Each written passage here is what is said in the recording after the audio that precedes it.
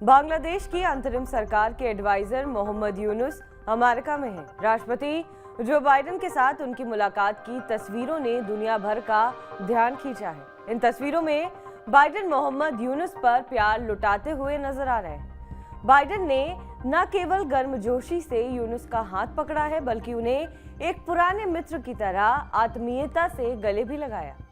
मोहम्मद यूनुस और Joe Biden के बीच मुलाकात की इन तस्वीरों को लेकर सोशल मीडिया में जबरदस्त चर्चा हो रही है। एक वर्ग इसे अमेरिका के साथ सुधरते संबंधों की तस्वीर बता रहा है, तो दूसरा वर्ग शेख हसीना सरकार के तख्तापलट को लेकर अमेरिका की भूमिका पर फिर सवाल खड़े कर रहा है। दरअसल न्यूयॉर्क में इन दिनों संयुक्त राष्ट्र महासभा के 79 सत्र की जनरल डिबेट हो रही है। दुनिया भर के 120 से अधिक देशों के राष्ट्र अध्यक्ष अपनी बात रखने के लिए न्यूयॉर्क पहुंचे हैं। इसी में हिस्सा लेने के लिए बांग्लादेश की अंतरिम सरकार के मुखिया मोहम्मद यूनुस भी न्यूयॉर्क में हैं।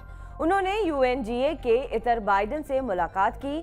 दशकों बाद बांग्लादेश की सरकार के किसी मुखिया की अमेरिकी राष्ट्र अध्यक्ष के साथ ऐसी तस्वीरें देखने को मिली। व्हाइट हाउस की ओर से इस मुलाकात को लेकर जारी किए गए प्रेस नोट में कहा गया है कि बाइडेन ने मोहम्मद यूनुस को अंतरिम सरकार का सलाहकार बनाए जाने की बधाई दी है। दोनों नेताओं ने बांग्लादेश और अमेरिका के बीच आपसी साझेदारी को मजबूत बनाने पर भी सहमति जताई है। वहीं राष्ट्रपति बाइडेन ने अंतरिम सरकार को बांग्लादेश में नए रिफॉर्म्स लागू करने के लिए समर्थन दिया है। बांग्लादेश की अंतरिम सरकार ढाका स्थित अमेरिकी एम्बेसी और बांग्लादेश के विदेश मंत्रालय के ट्विटर यानी एक्स हैंडल से बाइडेन और मोहम्मद यूनुस की मुलाकात की तस्वीरें पोस्ट की गई।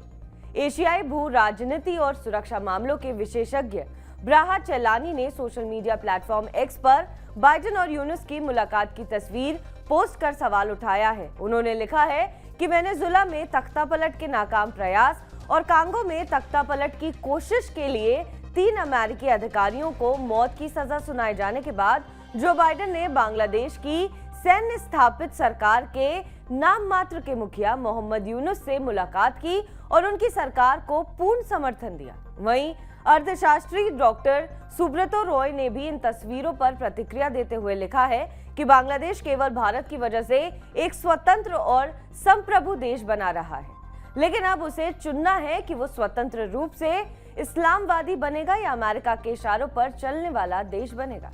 बांग्लादेश में जून के अंत में आरक्षण कोटे के खिलाफ छात्र आंदोलन शुरू हुआ। जुलाई के मध्य में यह आंदोलन हिंसक हो गया और सैकड़ों लोगों की जान चली गई। जुलाई के अंत तक बांग्लादेश के सुप्रीम कोर्ट ने विवादित आरक्षण कोटे पर रोक लगा दी, लेकिन आंदोलन जारी रहा।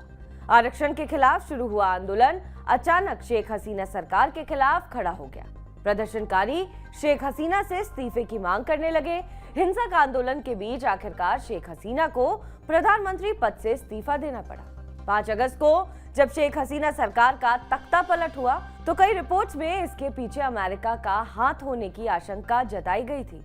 खुद पूर्व प्रधानमंत्री शेख हसीना ने भी अमेरिका पर गंभीर आरोप लगाए थे। अंतरिम सरकार के मुखिया मोहम्मद यूनुस को अमेरिका की कठपुतली माना जाता है और शायद यही वजह है कि शेख हसीना के बांग्लादेश छोड़ने के बाद से अमेरिका बांग्लादेश को लेकर काफी एक्टिव नजर आ रहा है। हाल ही में 15 सितंबर को अमेरिकी सरकार के एक उच्च प्रतिनिधि मंडल ने भी बांग्लादेश का दौरा किया था और मोहम्मद यूनुस से मुलाकात की थी। खास बात यह है कि इस प्रतिनिधि मंडल में वो अधिकारी भी शामिल था जिस पर शेख हसीना सरकार के तख्तापलट में शामिल होने का आरोप है। बहरहाल इस खबर पर आपका क्या कुछ कहना है, हमें कमेंट करके जरूर बताएं।